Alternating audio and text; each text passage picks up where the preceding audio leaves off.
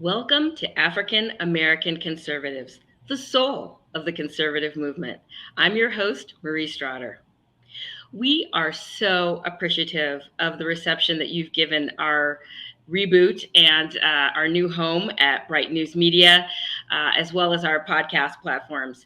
Please continue to listen, share, and for those who are able, support and sustain our podcast via a monthly contribution at anchor.fm/capital AACONS/support. Miranda Devine is a columnist for the New York Post and Daily Telegraph and is a contributor to Fox News and Sky News. Her most recent book is Laptop from Hell: Hunter Biden, Big Tech, and the Dirty Secrets the President Tried to Hide. Welcome to the show, Miranda. Thank you so much for having me, Marie, and it's a real honor to be with you. As a writer who has developed a reputation as a conservative and political observer in two countries, it would be interesting to hear how the treatment of conservatives differ. Would you be surprised to hear Australia's Liberal Prime Minister call an Australian conservative leader like Peter Dutton a semi-fascist threat to democracy, for example? Look, it gets pretty robust in Australia, I have to say. Americans are, for all the sort of trash talk that we're hearing from the Democrats against conservatives now, Australia has always been pretty rugged in its political fighting, and it's quite brutal. But I think the difference here is that the president is really more powerful than the prime minister. If a prime minister in Australia or England or Canada or one of those Commonwealth countries steps out of line too much, then his party or her party just cuts them down. And we've seen that happening a lot in Great Britain, for instance. But, Joe Biden, unless someone enacts the 25th Amendment, we pretty much are stuck with him until 2024. And he is becoming ever more, I think, extreme and vituperative and punitive about his political opposition. He really has taken it very personally. And he seems to suffer from a really bad case of Trump derangement syndrome. I mean, he's been president now for almost 2 years. You'd think he could get over that and start concentrating on doing his job properly. But instead, he just seems fixated on his hatred for conservatives and anybody who criticizes him. That is absolutely spot on. Now, you use a very interesting term to describe Hunter Biden, and you could probably extend it to John Kerry's stepson, Christopher, Nancy Pelosi's son, Paul, and probably many others. And that's princeling. How do you define that term? Well, princeling is a very interesting term, and you've picked up on its import because it doesn't mean so much in America, but in China, it's everything. A princeling is the son or sometimes the daughter of a high official in the Chinese Communist Party. And of course, you don't bribe that high official, you bribe their offspring, the princeling. And so when Joe Biden took Hunter Biden with him on Air Force Two in 2013 to China, where he was visiting with, the top people in the Chinese Communist Party, it was crystal clear to the Chinese that this was American power come to do private business. And that is, in fact, exactly what happened. Hunter Biden came away from these meetings in which his father shook hands with one of his upcoming business partners and in which he was introduced to the great and the good of the CCP. Hunter Biden came out of that with a 10% stake in a big equity firm, which was worth, I think, $2.5 billion in funds under management in 2019. So that was a very lucrative deal for Hunter Biden as the princeling. But unfortunately for America, Joe Biden as vice president came away from that meeting empty-handed. He was supposed to get the Chinese to stop plundering American intellectual property. He was supposed to stop China from militarizing those islands in the South China Sea that threaten America's allies in the region. But none of that happened. And in fact, President Xi Jinping just accelerated his aggression against the United States. Yes. Now, Miranda, how did you get looped into the Hunter Biden laptop story?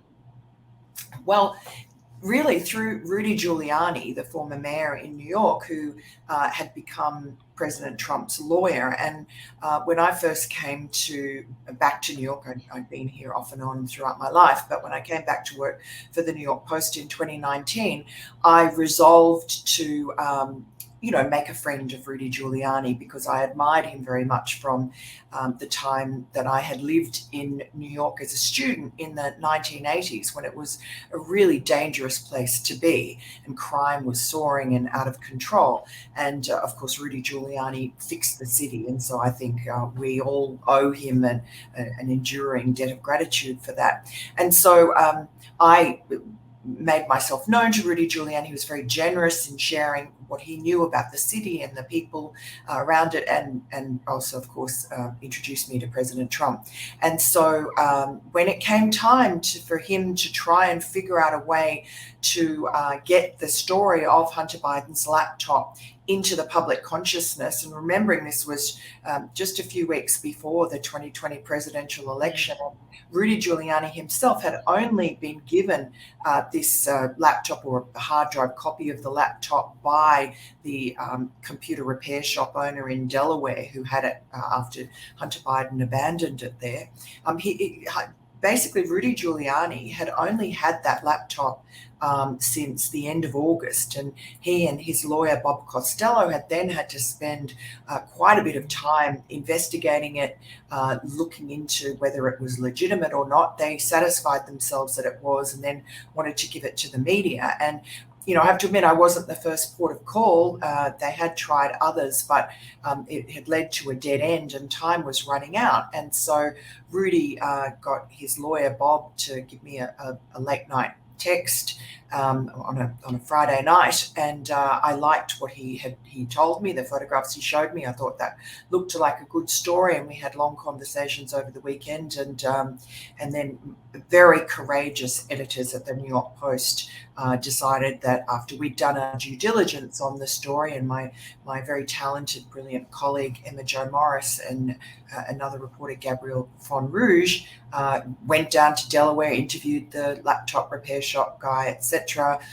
We contacted people who were CC'd or part of the email trail that we were reporting on in our first stories, and we were satisfied that this was a legitimate story, an authentic set of material from the laptop.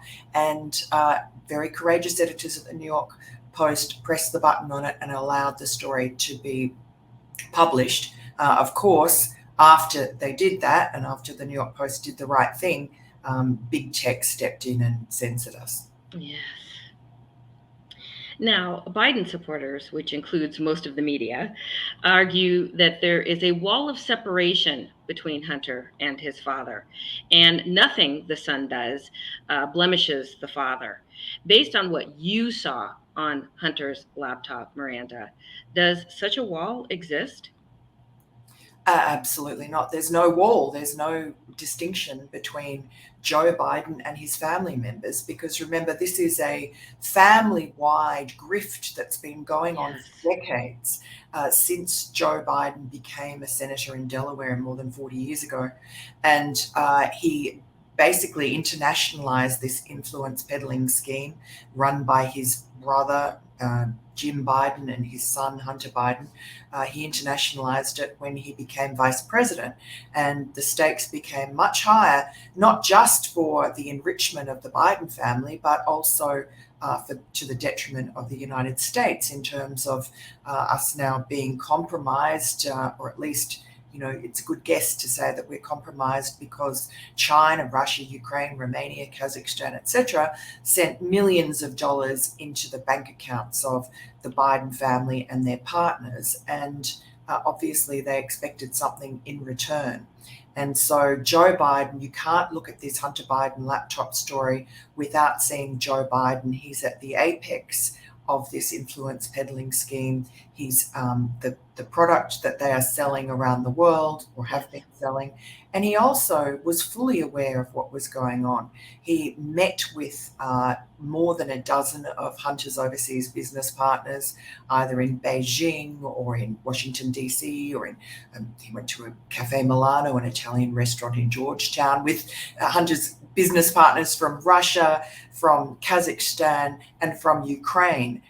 So when he stood up in front of the American people repeatedly during the 2020 election campaign and said, "I know nothing about my son Hunter's overseas business dealings," that was not true. It was a lie to the American people. And so we know that he met the business partners. We know that there was a big cover-up. And the third part of this narrative is any personal financial gain that Joe Biden received. And there's only a small amount of evidence on the laptop about that. But, it's significant. And I think if the Republicans do take back the House and the Senate, they can pull on those financial strings, follow the money much more closely. But what we see from the laptop is that Hunter Biden and Joe Biden had commingled finances. They had shared bank accounts. They had at least one shared debit card. And in addition, Hunter was paying for upkeep and maintenance on Joe Biden's, one of his mansions in Delaware. Things like new air conditioning, new shutters, retaining wall painting, the sorts of things. It's very expensive to upkeep a multi-million-dollar mansion on the water's edge in Delaware. And so that was, we see some of that, a glimpse of that from Hunter Biden. Also a cell phone bill. And we also know from Hunter Biden's own words, whether he's exaggerating or not, that he often complained bitterly to family members and friends about having to give half his salary to his father, he says in one point, and in 10% another 10% for the big guy. Exactly. And how do you contrast that with the treatment of the Trump family when you see how they have gone after the Trump organization and they've gone after Ivanka's business enterprises, if you will, and some of that sort of thing? Yeah, it's quite amazing. I think this is one of the odd phenomenon of this era that we live in, which is that there is two kind of competing strands of justice, one for conservatives and one for the left. And there's also two types of media coverage from the sort of elite prestige media like the New York Times and the Washington Post. They apply forensic scrutiny and cynicism, skepticism to conservatives, to Republicans. But when it comes to their side of politics, they are incredibly gullible and they turn a blind eye to all sorts of shenanigans. And you're right, when it comes to the Trump family, I think at last count I saw there were half a dozen different sort of criminal investigations drummed up, whether it be over the January 6th hunt, whether it be this Mar-a-Lago raid, whether it's, New York, you've got the Attorney General, the state Attorney General, but you also have, I think, Alvin Bragg, both looking into Trump organization and trying to find something dirty on Donald Trump. And meanwhile, I mean, I really have no problem with that. If the media is going to apply enormous scrutiny, if the Department of Justice and all these different arms of law enforcement around the country, Georgia is another one, want to be really scrutinizing politicians, go for your life. I would applaud that. But they have to be even-handed. They can't just go after Donald Trump and give Joe Biden a free pass when the evidence is so overwhelming of wrongdoing that specifically damages America's national security. Especially when you see something like what we're talking about today, this laptop that's clearly evidence of wrongdoing. And then you have the raid on Mar-a-Lago where they're going into Barron Trump's bedroom. Yeah. He's what, 15? 16. Yeah. 16? Something like that? Yeah. Yeah. That's amazing. It's really the injustice and the unfairness of it is so crystal clear to anyone Yes. with eyes, with anyone with a heart and a soul who actually believes in fairness on planet Earth. And it's so unfair that it makes people lose their faith in the various institutions of law enforcement, particularly the FBI. The FBI Yes. really has fallen so low in the public's esteem. I think we're being red pilled by the day. And Yes. thanks to a few courageous men and women within the FBI and the DOJ who are beginning to come forward, who do realize that what they're being asked to do is wrong, and that the FBI and the DOJ have been weaponized by Joe Biden and his administration to persecute and pursue conservatives.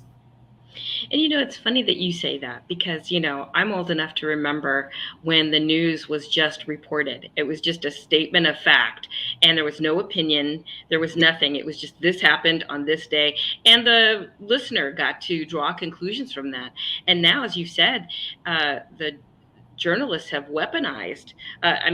There is the FBI that's weaponized and actual Yeah, departments of the government, but I'm talking about the media yeah. being weaponized also against conservatives, where you're hearing deplorables and threats to democracy and these kinds of things, where these labels are applied rather than, it's opinion, it's not news anymore, and that I really lament that. I miss that. Yes, look, I think this is one of the most corrosive aspects of American life at the moment. It's the complete corruption of the Fourth Estate, which is granted all sorts of privileges and access because it's supposed to, as they constantly tell us, speak truth to power. That's right. Washington Post tells us democracy dies in darkness. New York Times says all the news that's fit to print. They're not doing that. They're only printing the news that suits their agenda. They have become political activists. They award themselves Pulitzers for their political activism. Yes. And unfortunately, they have now been, it's not enough that they themselves are mere mouthpieces for the regime, but they have been joined now by big tech, very powerful, unaccountable oligopolies, Facebook, Twitter, Google. And these organizations are now committing censorship. They are silencing dissenting voices. And, if people on the left or libertarians or anybody else who don't regard themselves as conservatives, if they welcome this and think this is great news for their side of the argument to be heard, they should think twice, because history tells us that whenever censorship comes in, it ends up attacking everybody. And so, it'll be the left next. Once you allow these sort of unaccountable power mechanisms to be used in a very illiberal way, in an unconstitutional way, to subvert the rights that are granted to every American equally under the Constitution, whether it be the right to a fair, speedy trial, or whether it be First Amendment rights of free speech. Once you allow these unaccountable organizations to subvert the Constitution, no American is safe. These are globalist institutions. They do not have America's national interest at heart. That's absolutely right. I do not live in California anymore, but I was born there and I lived there for a number of years. And in fact, I lived in Silicon Valley and went to church with a number of people that worked at Twitter, Facebook, Instagram, all of the Google, Apple, all of those companies. And there was like this secret underground enclave. It's like you couldn't even talk about it.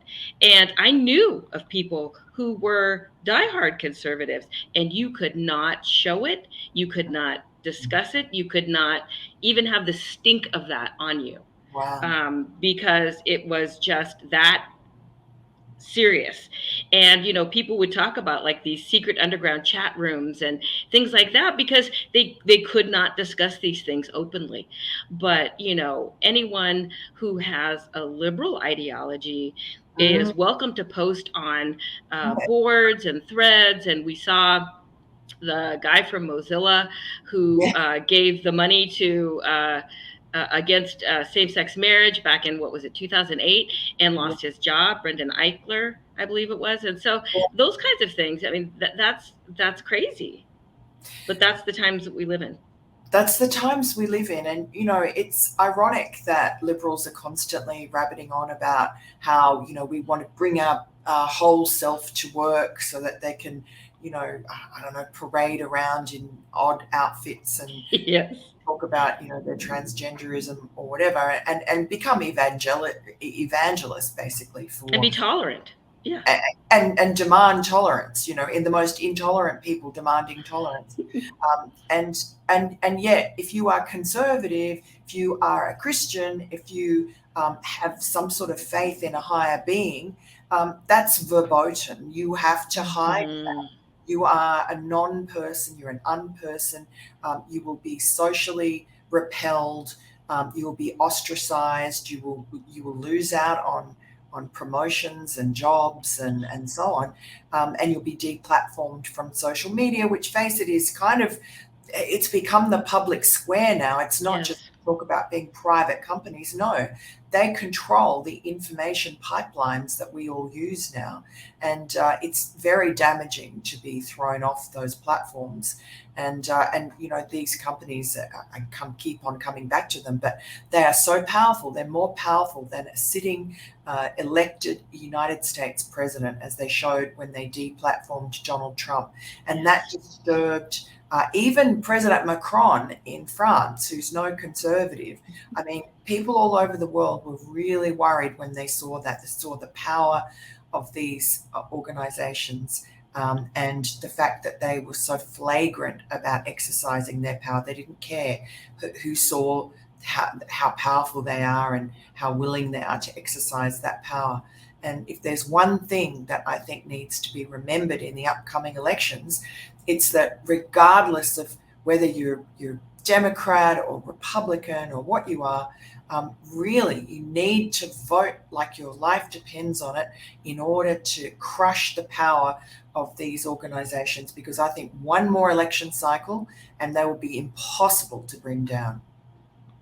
I think you are absolutely spot on with that. Now, given how you describe Hunter almost deliberately leaving evidence of his affair with his brother's widow, the details of which I will leave to your book and our listeners' imaginations, but for his then wife to find, could Hunter have, on some level, have wanted his laptop to be found as a way to hurt his father?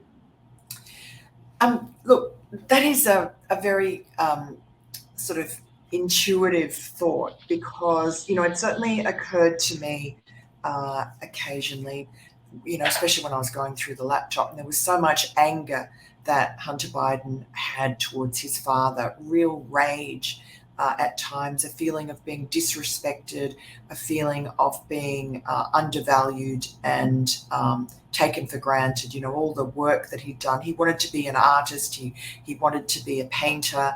He didn't want to go into these sort of overpaid jobs with his father's donors and then fund the rest of the family, the extended family, for their privilege. No, and especially at the time that he abandoned his laptop at that MacBook repair shop in Delaware in April of 2019, he was raging against his father. Now, he loves his father as well. Hero worshipped his father from a young age, but Joe Biden had a peculiar way of exerting his influence as the patriarch of the Biden family. He himself, as the oldest son of four, had been put on a pedestal by his mother in particular, and the entire family revolved always around Joe Biden. And so he replicated that in his own family, And of course, he had that terrible tragedy, which no one would take away from him, when his first wife was killed in a car accident, and his two little boys, Hunter and his slightly older brother, Beau, were quite badly injured. But Joe Biden always made sure to capitalize on that grief, Yes. because he was sworn in. He invited the cameras into the little boys' hospital room and was sworn in for the first time as senator by their bedside. And that was, I don't know, I mean, there was an outpouring of sympathy, and he's used it in every campaign since. But really, it was quite a strategic move to do that. He could have been sworn in somewhere else, but he chose to do that with that very evocative and sympathy-inducing image of his children there injured. And so I think Joe Biden, from then on, has kind of used his family as props, as a sort of an addition to his ego. He's very much wanted to emulate the Kennedy family. He wanted to build a dynasty. What he lacked was money, and he set about with his family to get that money, because he has very champagne and caviar lifestyle. Yes.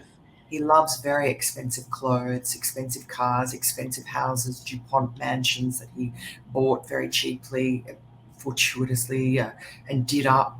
And his family always, his children, his grandchildren, nieces, nephews, and so on, Ivy League colleges all the way, scholarships, government sinecures, clerkships, whatever privileges people in this country receive, the Biden family were very much at the top of the tree. And so all of that really, or a lot of that, was being funded by Hunter, and I think he resented it. He felt that now that his father was running for president again for his last chance to do so, that Hunter was being sort of thrown under the bus and being dismissed to journalists like Joe Biden's favorite journalist, Maureen Dowd at the New York Times. She was writing stories about poor Hunter, this terrible drug addict who's, the family's very sympathetic to, but just ignore him. And Hunter felt aggrieved by that. Even though he was a drug addict, he also felt that he'd been put in harm's way. And I think he was right. What father of a drug-addicted son, albeit an adult son, would put that son in front of gushing torrents of unaccountable cash, which is exactly what happened with Hunter Biden. And he writes in his memoir that the money from Ukraine, which was, $1 million a year, was for basically nothing, was really what set him off, threw him off the wagon. And it was so much money coming in for free. And it was just too hard for him to resist the temptation of getting back into drugs again. Now, similarly to her brother, Ashley Biden lost her diary not too long ago, and in the excerpts leaked to the media, there were remembrances as disturbing as what we saw on the laptop. She lists possible reasons for her quote unquote hypersexuality, and among them are showers with my dad. That's a quote. At an inappropriate age, and other episodes hard to imagine for members of functional families. What is your opinion about the veracity of her claims? Look, I find this whole diary episode quite distasteful and difficult, because it's such an egregious breach of privacy. And I don't think Ashley Biden, she's never really done it. She's never really been part of this family grift. Obviously she's benefited from it, but I feel sorry for her. She also has drug addiction problems. I think that Jill Biden, who is her biological mother, was certainly rather neglectful. At least that's the way Hunter felt when he was young. I don't know. Sometimes people write things in diaries that are true, or just their, imagination. I don't know if that is true or not. I feel that she is entitled to her privacy. but the extraordinary thing is that her diary has become public knowledge because the Biden Department of Justice decided to make it an issue by raiding the home of the journalist James O'Keefe from Project Veritas, which was sold the diary after Ashley had supposedly left it somewhere after she'd been in rehab. She'd been careless, just like Hunter, with her personal property. Someone had found it and decided to sell it to the media, and they went to Project Veritas, who paid for it. But then Project Veritas decided they would not publish it, and they did not, because they felt, among other things, that it was an egregious breach of privacy. Also, they couldn't verify really whether it was hers or not. And so then when the FBI raided Project Veritas and James O'Keefe, they basically gave credence to the fact that this was Ashley Biden's diary, because if it wasn't, why would they raid them? And what were they raiding them for? I mean, they still haven't charged them with anything. It's hard to see why you would do that, because they already had the diary, because Project Veritas had handed it over to the cops, who presumably had given it back to Ashley Biden. So it's just a revenge ploy, a vengeance ploy, and it goes hand in hand with the FBI raids on anyone else associated with not the diary, but the Hunter Biden issues, and also with Donald Trump. And that includes especially Rudy Giuliani, who was spied on under a covert surveillance warrant, his cloud, all his emails and his text messages for 2 years, and he didn't know. And then his home and his office were raided in New York by the FBI. They seized all his devices, except, of course, for the Hunter Biden hard drive, which he offered them. And they said no. And then a year later, they gave him all his devices back, no charges pressed, and told the New York Times that they dropped the investigation, whatever it was. And so the process is the punishment, but also the FBI using some pretext to spy on Rudy Giuliani, had access to the emails from the computer repair shop guy in late August of 2020. And they also had access to my text messages with Rudy Giuliani, which would have allowed them to know roughly when the New York Post was going to publish. And so when Mark Zuckerberg from Facebook says that the FBI came to them shortly before the publication of our story in October of 2020 and warned them in great detail and specificity about a story that was going to come out that they said was Russian disinformation. Facebook recognized the story immediately. The minute that we published it, Facebook knew that was the story the FBI had warned them about. And why did the FBI know about it? They knew because they were spying on Rudy Giuliani's cloud. That is that should send goosebumps down the arms of anyone who cares about liberty. And as you said earlier, it really doesn't matter what side of the political aisle you reside on. Those are just basic foundational constitutional principles that our government is founded upon. And if they can be exploited on one side, they can easily be applied to the other side. I don't know, that we would do that, but, under the right circumstances or the wrong circumstances, there are people who are power hungry and can certainly exploit that. But that should send shivers down the spines of anyone. And as we saw that Mar-a-Lago raid play out. Yes.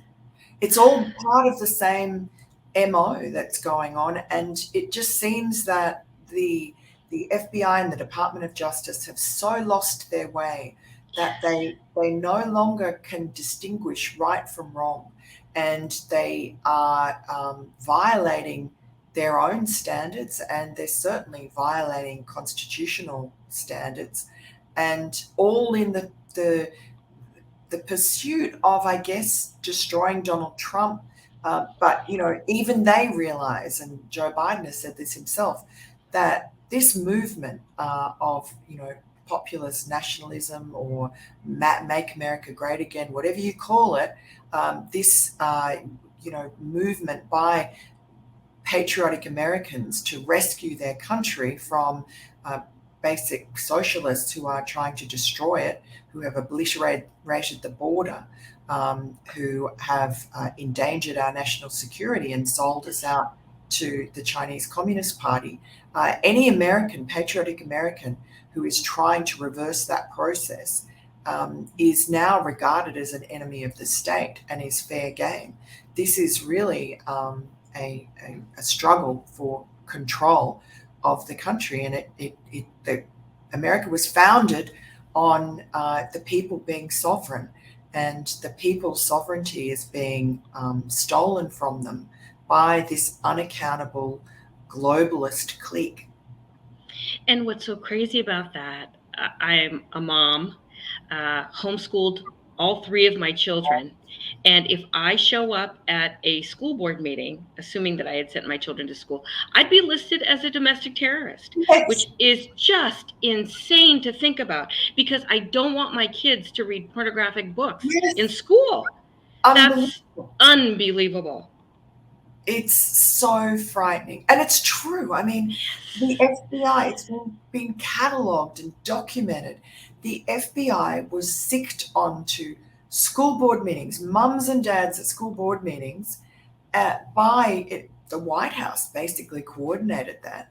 And it was because after the election of Glenn Youngkin, a Republican in Virginia, which shocked them all because it's such a liberal area, and that was driven by mums and dads. Yes, doesn't matter whether they were, Democrats or Republicans, they are all united. They're mama bears and papa bears. They're united in protecting their children from, radical pornography, all sorts of perversions, and also critical race theory, which divides up children, pits them against each other based on the color of their skin, which is the exact opposite of what America is founded on, when it's about equality, it's about the unification, about Americans. This is a very, I don't know if Americans realize as much, but I do because I've lived so long overseas. Americans are a really cohesive and kind of loving and generous and open-hearted people. And it doesn't matter what race, what creed, what walk of life, they're always, I have found, infinitely generous and warm-hearted and kind. And to have them pitted against each other, to have hatred injected into the classroom based on superficial characteristics is so evil and so destructive for the future. You are absolutely right. If you're just joining us, our guest for this segment has been Miranda Devine. Her new book is entitled Laptop from Hell: Hunter Biden, Big Tech, and the Dirty Secrets the President Tried to Hide. Miranda, how can our listeners find and follow your work online? So I'm anywhere on the New York Post website, NewYorkPost.com. If you just click on my page, you can see all my past and present columns. And also I'm in social media as @Miranda Devine. Excellent. Thank you so much for being our guest today. Thank you so much. It's really nice to be with you, Murray, and I look forward to hearing more from you later on. Thank you so much. And now, that time of the show where we bring in DK. DK, come on in. Hola. Hello. How's it going? How are you? It's going. Good. It was a great interview. That was so interesting. What was your takeaway from that? Well, she said a lot of important things, especially if you read the book. I mean, it's not just the salacious things about Hunter that you hear in the papers, all the weird and disgusting things he did with crack and women and so forth, but it's the whole Biden Incorporated that essentially sold the United States out to China. And it's part of China's MO. If you know China, they're able to bribe powerful families in the United States. Some Republicans, allegedly, like the McConnells, Mitch's family, the Clintons, of course, they're always worthy of a mention if you're going to talk about selling out your country for money.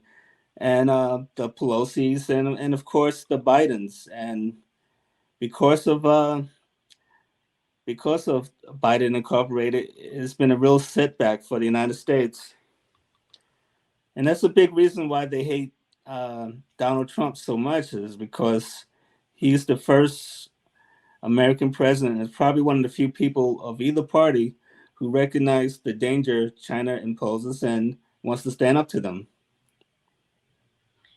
That's just insane to think. I mean, I'm here in Texas where they are just buying up swaths of land. I mean, that's kind of like the latest big thing, is just how many parcels of land are being purchased by the CCP, and land, not just regular plain old just land, but land near Air Force bases and things like that. That's just, you know, that And it, that's national security right there.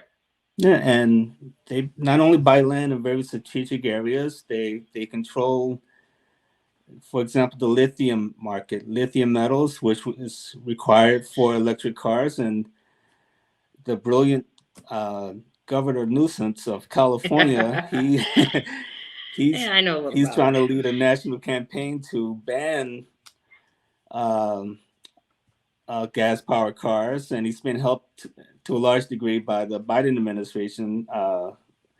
That guy, but what's his name again? Uh, the Secretary of Energy, Buttigieg. Oh, Pete Buttigieg. Buttigieg. Yes, sorry, I drew a blank there for a second. They're all trying to ban gas powered vehicles. That only benefits one group of people, and that's the Yeah. Chinese. It doesn't help the economy. It doesn't even help the environment. Yet they're pushing for it, and to the detriment of our country. Well, and you saw what happened in California too. I mean, they were talking about how they're going to ban gas vehicles and instead push electric vehicles. And then what did they do? They had triple digit heat and said you need to reduce your usage, and so don't plug in your electric vehicles. So hello, explain that to me. I mean, why would you tell people they can't have a certain kind of car and then promote a kind of car for energy that you're going to tell people they can't use during a crisis of some sort?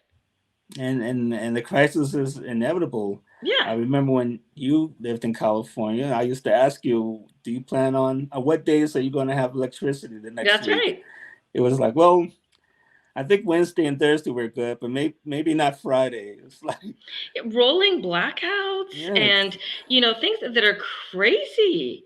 I mean, there are people that, I mean, I know that there are programs for people that have medical needs and those kinds of things, but just people that have kids or like the elderly or those sorts of things, where people need air conditioning. And I mean, it doesn't happen often in California because it's not always like triple digit heat or what they just experienced, but that is almost like an engineered crisis, if you will.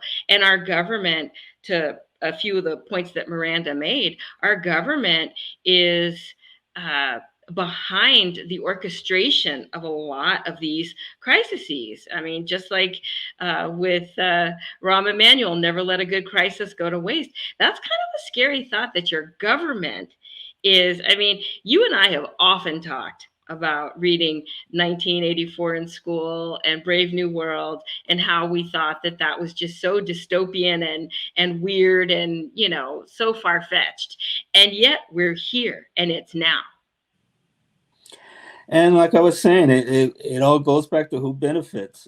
And Right. if it doesn't benefit this country, then why do it? Yeah, that's absolutely right. Well, I'm Marie. I'm DK. And thank you for joining us for another episode of African American Conservatives, the soul of the conservative movement. Please find us on Spotify, on Apple Podcasts, on Google Podcasts, Pandora, Stitcher, Google Podcasts, and also at brightnews.com.